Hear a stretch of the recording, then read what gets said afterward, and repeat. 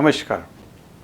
तो हमने नया चैप्टर लाइट शुरू किया था और लाइट के अंदर हमने लॉज ऑफ रिफ्लेक्शन, किसी भी प्लेन मिरर के अंदर लॉज ऑफ रिफ्लेक्शन जो आप छोटी क्लास में ऑलरेडी पढ़ चुके हो वो हमने देखे थे। और ये लॉज किसी भी टाइप की सरफेस के अंदर एप्लीकेबल हैं।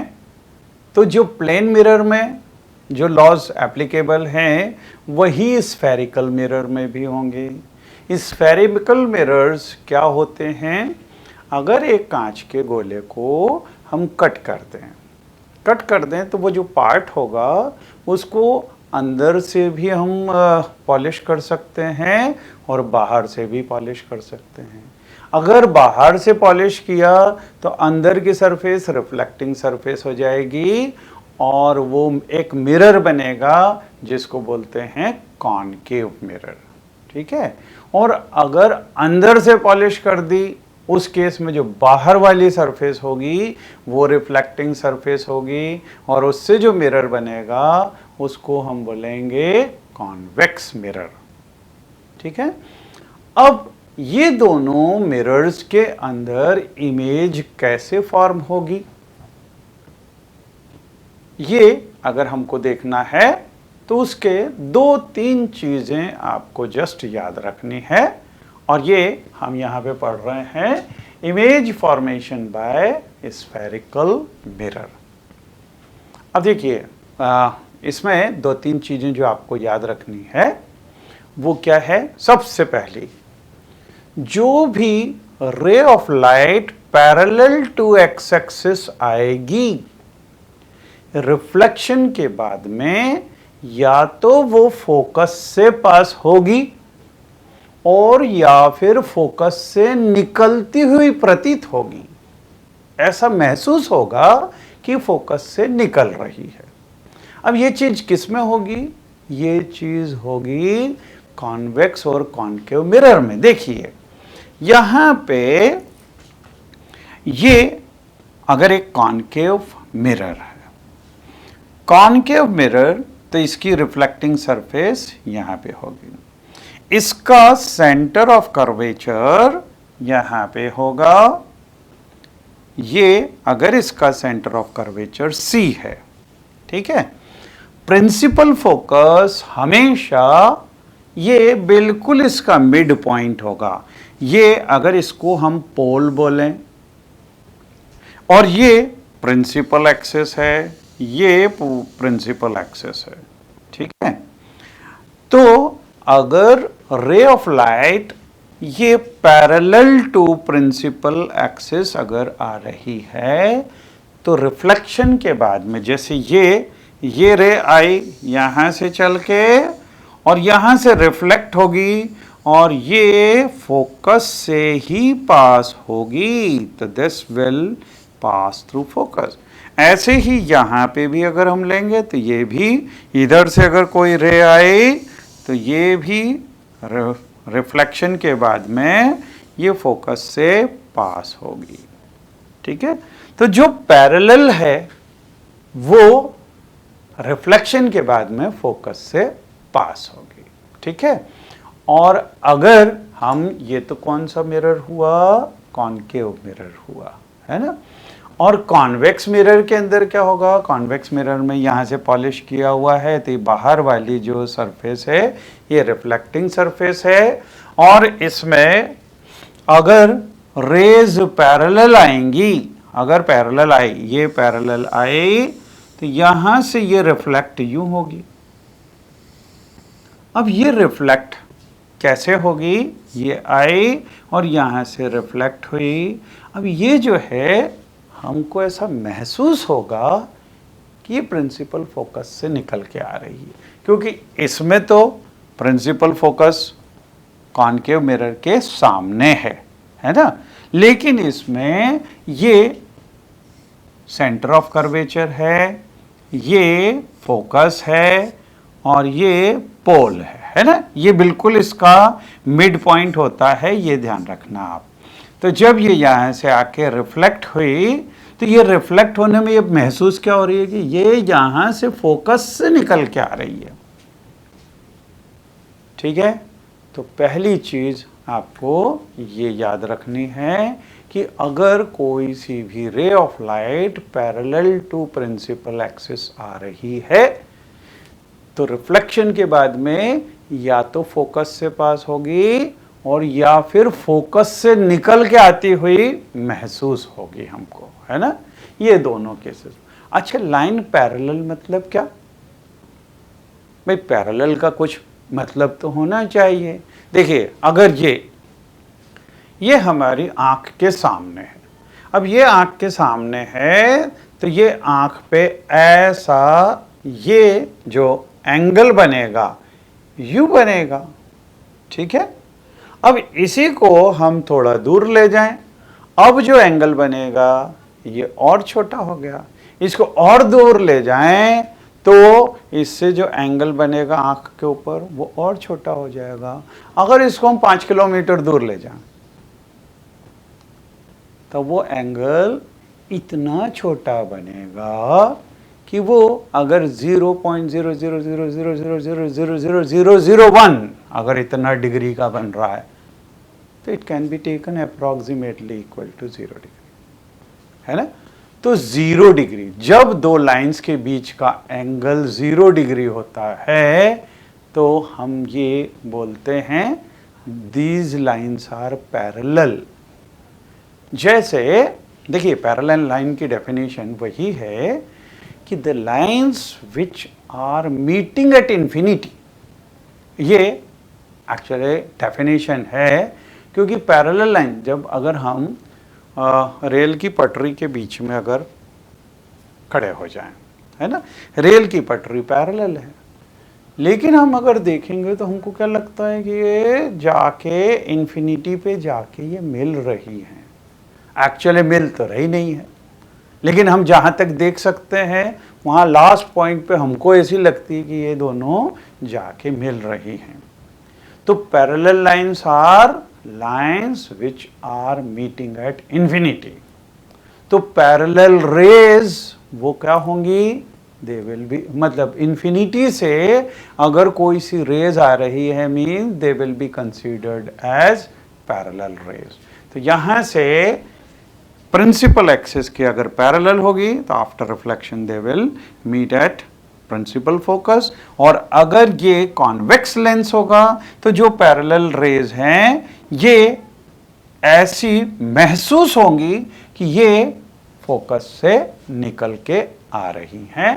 एंड से this is a ray parallel to the principal axis after reflection will pass through the principal focus. तो प्रिंसिपल फोकस से पास होंगी in case of concave mirror. तो यहां पे और appear to diverge from the principal focus in case of convex mirror। तो इसमें ऐसा लगेगा कि यहां से यूं डाइवर्ज हो रही है। एक तो कॉन्वर्ज मतलब एक पॉइंट पे मिलना, डाइवर्ज मतलब वहां से दूर दूर हटना। तो ऐसा लगेगा कि एक पॉइंट से फोकस से डाइवर्ज हो रही है, क्योंकि जो भी देखिए ये भी अगर आ रही है तो ये भी रिफ्लेक्शन के बाद में यूँ चली गई, ये रे ये भी रिफ्लेक्शन के बाद में ये दूर चली गई, ये आई ये भी यहाँ से दूर चली गई। So they are appearing to be diverging from the principal focus। तो पहला पॉइंट, ठीक है। अब दूसरा पॉइंट है इसका जस्ट उल्टा। उल्टा क्या होगा? A ray passing through principal focus of a concave mirror or a ray which is directed towards the principal focus of the convex mirror after reflection will emerge parallel to the principal axis। तो first वाला था कि जो parallel आ रही है वो after reflection focus से pass होगी, इसका कॉन्वर्स क्या होगा? अगर कोई सी रे फोकस से पास हो रही है तो after reflection it will become parallel. और ऐसे ही कॉन्वेक्स मिरर के अंदर भी, इसके अंदर भी ये अगर कोई सी रे, ये देखिए इसके अंदर सबसे पहले तो इधर देखें, इसमें ये अगर सी है सेंटर ऑफ कर्वेचर, ये फोकस है और ये पोल है, ठीक है। अब ये रे ये फोकस से पास हो रही है, ये फोकस से पास हुई तो रिफ्लेक्शन के बाद में ये पैरेलल हो जाएगी, this will become parallel to this. और यहां पे अब देखिए इसके अंदर ये सेंटर ऑफ कर्वेचर, ये प्रिंसिपल फोकस और ये है पोल। तो अगर ये रे कोई, ये देखिए अगर ये नहीं होता तो ये फोकस में चली जाती, और ये जो आ रही है प्रिंसिपल फोकस की तरफ, ये after reflection this will become parallel. तो पहला, अगर पैरेलल है रे तो after reflection it will pass through focus और appear to coming from focus. और इसका कॉन्वर्स कि अगर कोई रे फोकस से पास हो रही है तो after reflection it will become parallel, okay. और यही चीज कॉन्वेक्स मिरर के अंदर भी होगी। And third is a ray passing through centre of curvature. अगर सेंटर ऑफ कर्वेचर से पास होगी तो सेंटर ऑफ कर्वेचर से जो भी लाइन पास होगी वो ये समझ लो नॉर्मल है, और नॉर्मल्स के थ्रू कोई सी भी लाइन जाएगी तो वो वापस से वैसी की वैसी रिफ्लेक्ट हो जाएगी, है ना। तो यहाँ पे देखिए ये सेंटर ऑफ कर्वेचर, ये फोकस और ये पोल, ठीक है। अब अगर ये रे यहां से सेंटर ऑफ कर्वेचर से गई तो ये अगर ऐसी जा रही है तो ऐसी की ऐसी रिफ्लेक्ट हो जाएगी। आप ये ध्यान रखिए, जो भी सेंटर ऑफ कर्वेचर से लाइन या रे होगी दैट विल बी नॉर्मल, ठीक है। और यही चीज हम इसमें कॉन्वेक्स मिरर में भी देख सकते हैं। अगर ये सेंटर ऑफ कर्वेचर है, ये फोकस है और ये पोल है। अब अगर ये रे सेंटर ऑफ कर्वेचर की तरफ जा रही है तो ये एक्चुअली इसको अगर पीछे की साइड और आगे बढ़ाएंगे तो ये सेंटर ऑफ कर्वेचर से पास हो रही, ठीक है। तो ये अगर ऐसी जाएगी तो ऐसी की ऐसी रिफ्लेक्ट बैक हो जाएगी ये, ठीक है। तो ये खास 3 पॉइंट्स आपको मालूम होना चाहिए। पहला, जो पैरेलल वो after reflection pass through focus और appear to come from focus. दूसरा, अगर फोकस से पास हो रही है तो after reflection it will become parallel. और तीसरा, जो सेंटर ऑफ कर्वेचर से पास होगी वो as it is reflect back हो जाएगी, है ना, उसी रास्ते से वापस हो जाएगी, ठीक। चौथा पॉइंट है a ray incident obliquely to the principal axis towards the point P, that is pole of the mirror. अब हमने ये देख लिया कि फोकस से पास होने वाली कैसी वो होगी। अब यहाँ पे पोल में अगर कोई सी रे, ये देखिए ये सेंटर ऑफ कर्वेचर, ये फोकस और ये है पोल। So if this is towards the point P, pole on the concave mirror or convex mirror is reflected obliquely, मतलब अगर ये इस तरह से आ रही है तो obliquely then this angle will be equal to this angle, ये ऐसी कैसी यहाँ पे रिफ्लेक्ट होगी। And same thing will happen here also, ये सेंटर ऑफ कर्वेचर, ये फोकस और ये अगर पोल है, ठीक है।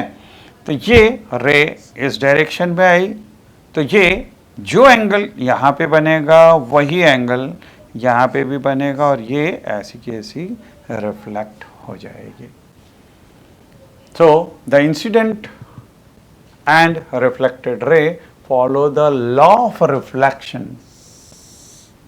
of reflection at the point of incidence, that is point P, making equal angle with the principal axis. तो जो एंगल यहाँ पे बनेगा वही यहाँ पे बनेगा, ऐसे ही ये दोनों एंगल्स भी आपस में इक्वल होंगे। ठीक है।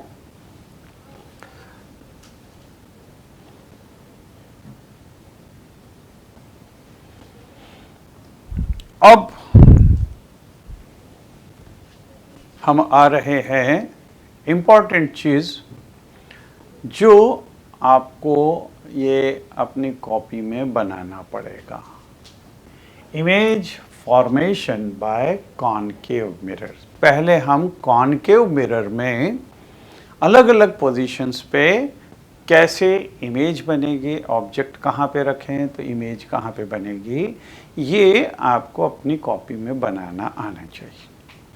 देखिए कुछ टिप्स मैं आपको दूंगा, क्योंकि सबसे पहले आपको कॉनकेव मिरर, प्रिंसिपल फोकस और सेंटर ऑफ कर्वेचर इनकी पोजीशंस मालूम होनी चाहिए। आप अगर फिगर बनाना है तो क्या करो, राउंडर को 6 सेंटीमीटर एक्सपांड करो। 6 सेंटीमीटर इसलिए बोल रहा हूँ क्योंकि इसमें ना तो फिगर बहुत बड़ा बनेगा ना बहुत छोटा बनेगा। और 6 सेंटीमीटर अगर हम वो लेते हैं, रेडियस लेते हैं, क्योंकि यहाँ पे आप ये सेंटर ऑफ कर्वेचर है, ये फोकस है और ये पोल है, तो आपको सबसे पहले क्या करना है, 6 सेंटीमीटर राउंडर को एक्सपांड करो और इसको यहाँ पे रख के ऐसा ये, अच्छा ये भी ध्यान रखना आप, जैसे अगर अपने कॉपी में जो लाइन है, अगर लाइन पे आप रखते हो राउंडर की निडल को और फिर उसके बाद में अगर आप ये बनाओगे तो जैसे अगर 2 लाइन ऊपर तक जा रहे हैं तो 2 लाइन नीचे तक बनाना है, या 3 लाइन ऊपर तक जा रहे हैं तो 3 लाइन, जैसे ये है, ये अगर आपके लाइन के ऊपर यहाँ पे रखा तो अगर ये 3 लाइन ऊपर जा रहा है तो 3 लाइन नीचे भी, जिससे कि एकदम सिमेट्री दिखनी चाहिए। ठीक है। तो एक बार जब आपने ये बना लिया, अब 3 सेंटीमीटर पे इसको भी मार्क कर दो, क्योंकि अगर यहाँ से यहाँ तक आपका ये 6 सेंटीमीटर है तो 3 सेंटीमीटर पे आप इस फोकस को मार्क कर दो। ठीक, क्योंकि ये एक्यूरेट बनना चाहिए फोकस और सेंटर ये बराबर, क्योंकि हमको सब रेज जो है पास करनी है फोकस से, है ना। तो ये आपने सबसे पहले सी पे निडल रखी और ये ड्रॉ किया, आधे पे 3 सेंटीमीटर पे इसको मार्क कर लिया, और फिर ये जो आर्क बना है इसमें इस साइड से इसको ऐसे लाइनें ड्रॉ कर दो, तो ये शो करेगा कि इस तरफ से इसकी पेंटिंग की हुई है और ये वाली सरफेस इसकी रिफ्लेक्टिंग सरफेस है। ठीक है, तो ये एक बार बन गया। अब हम first case, object at infinity. अगर ऑब्जेक्ट इन्फिनिटी पे है, इसका मतलब जो रेज हैं वो पैरेलल आ रही हैं प्रिंसिपल एक्सिस के। ठीक है, तो आप ये रेज यहाँ पे, जैसे अगर ऑब्जेक्ट है और ये रेज पैरेलल आ रही है, और हमने ये देखा है कि जो भी रे पैरेलल आती है after reflection it is passing through focus. तो अगर ये वाली लाइन पैरेलल है, ये भी फोकस से पास होगी, दूसरी बनाएंगे वो भी फोकस से पास होगी, तीसरी बनाएंगे, जितनी भी लाइंस बनाएंगे ये after reflection they will pass through focus. तो ये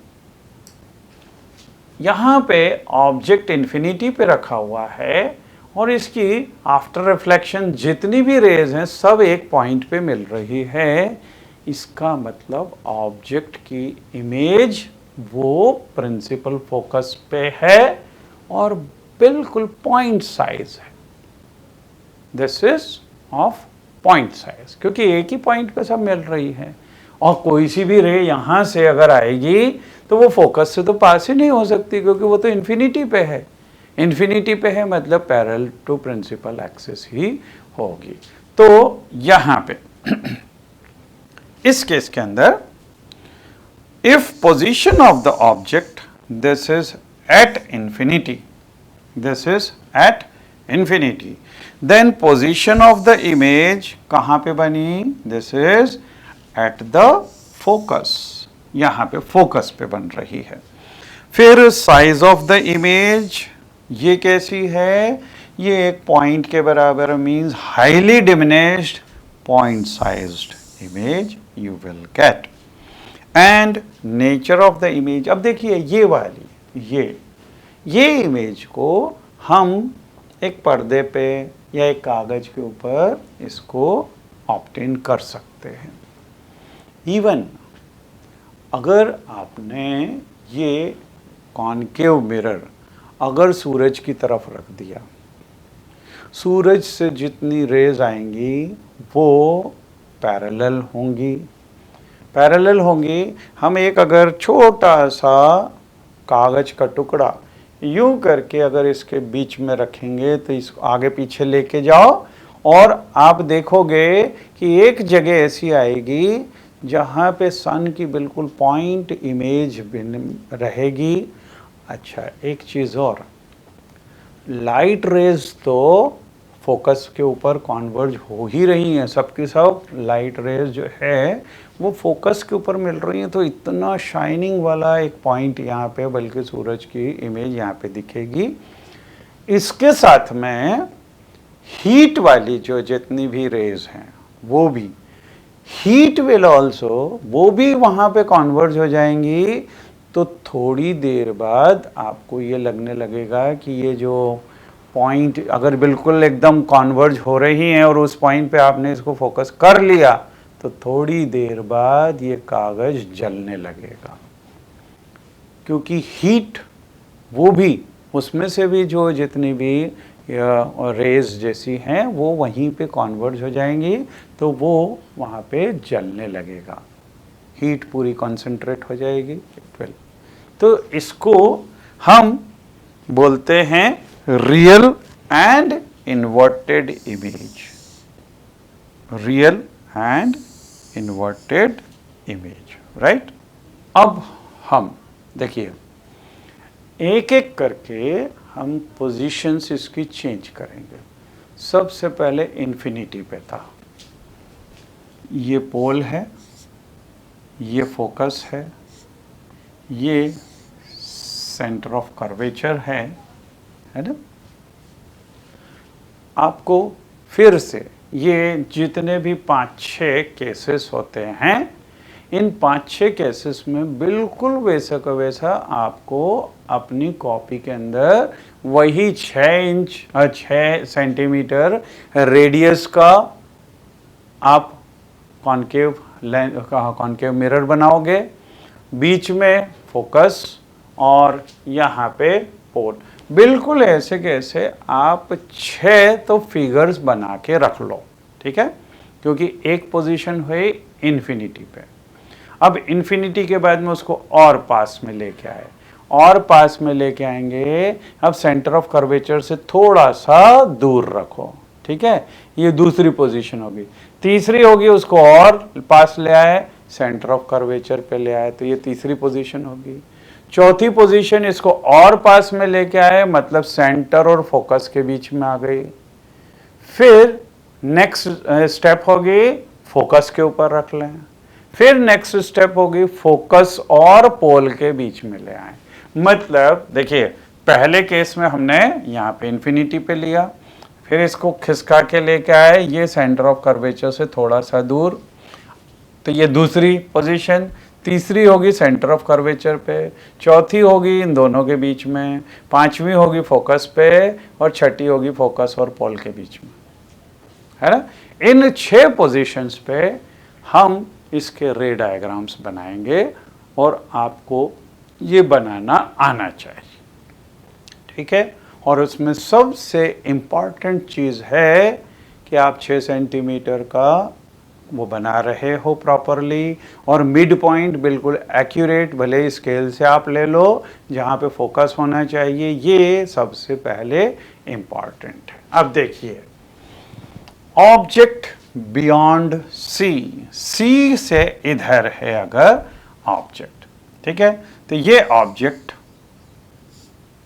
अब यहां से दो रेज अगर चलें, देखिए पहली तो जो पैरेलल जाती है वो आफ्टर रिफ्लेक्शन फोकस से पास होती है, तो आप एक लाइन बनाएंगे ये पैरेलल, और उसको आफ्टर रिफ्लेक्शन ये फोकस से पास कर दो, ठीक है, फोकस से पास कर दो, तो ये हो गई अपनी पहली रे। दूसरी हमने देखी थी कि जो सेंटर ऑफ कर्वेचर से पास होती है वो एज इट इज वापस के उसी पाथ में वापस हो जाती। तो देखिए यहाँ से दूसरी रे अगर निकली, ये सेंटर ऑफ कर्वेचर से निकली, तो ये जो ऐसे आ रही है after reflection as it is वापस चली जाएगी। तो ये वाली रे आफ्टर रिफ्लेक्शन और ये वाली रे यहीं के यहीं, तो ये वाला अगर हम इसको लें ए बी, तो ये रे यहाँ पे मिली, तो ये पॉइंट बी डैश हो जाएगा, और ये वाली रे देखिए, ये जो प्रिंसिपल एक्सिस से चलेगी, तो ये तो एज इट इज, क्योंकि सी के थ्रू जा रही है, तो ये वापस एज इट इज आ जाएगी।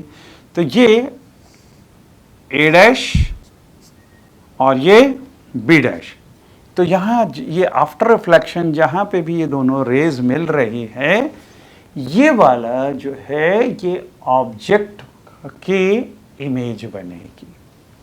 ये अगर ऑब्जेक्ट है तो इमेज फॉर्मेशन यहाँ पे होगी। इवन तीसरी चीज भी आप करके देख सकते हो, इसमें क्या है, जो रे फोकस से पास होती है वो आफ्टर रिफ्लेक्शन पैरेलल हो जाती है। तो आप अगर अपनी कॉपी में तीसरी रे यहां फोकस से अगर आप लोगे, तो ये इट विल बिकम पैरेलल, तो ये यूं चली जाएगी। तो तीसरी रे भी आप इसको करके देख सकते हो। पहली parallel to principal axis, after reflection it will pass through focus. दूसरी जो सेंटर ऑफ कर्वेचर से जा रही है एज इट इज उसी पाथ में वापस चली जाएगी। और तीसरी अगर फोकस से पास हो रही है, so after reflection it will become parallel. Okay, तो ये तीनों यहाँ पे जहाँ पे भी ये एक दूसरे को इंटरसेक्ट कर रही है, यहाँ से प्रिंसिपल एक्सिस पे परपेंडिकुलर ड्रॉ कर दो, तो ये ए डैश बी डैश ये ए बी की इमेज हो जाएगी। ठीक है, तो ये देखिए इसमें इस केस के अंदर position of the object this is beyond C, ठीक है, और position of the image, image की पोजीशन कहाँ पे है, फोकस और सेंटर के बीच में, तो बिटवीन फोकस एंड सेंटर। फिर साइज ऑफ द इमेज, देखिए यहाँ पे इतना बड़ा ऑब्जेक्ट लिया था लेकिन इसकी साइज छोटी हो गई। और आप खुद देखोगे जब ये फिगर बनाओगे कि यहाँ पे अगर ऑब्जेक्ट बड़ा बनाया तो इसकी इमेज छोटी सी बनेगी, means this is diminished. And nature of image, आप ये भी देखोगे कि यहाँ पे अगर कोई कागज रख के या पर्दा रखेंगे तो आपको इसकी इमेज इसके ऊपर मिल जाएगी, इसका मतलब ये रियल है। दूसरी चीज, अगर ऑब्जेक्ट यूं ऊपर है तो इमेज नीचे की साइड है, मतलब दिस इज इन्वर्टेड ऑल्सो।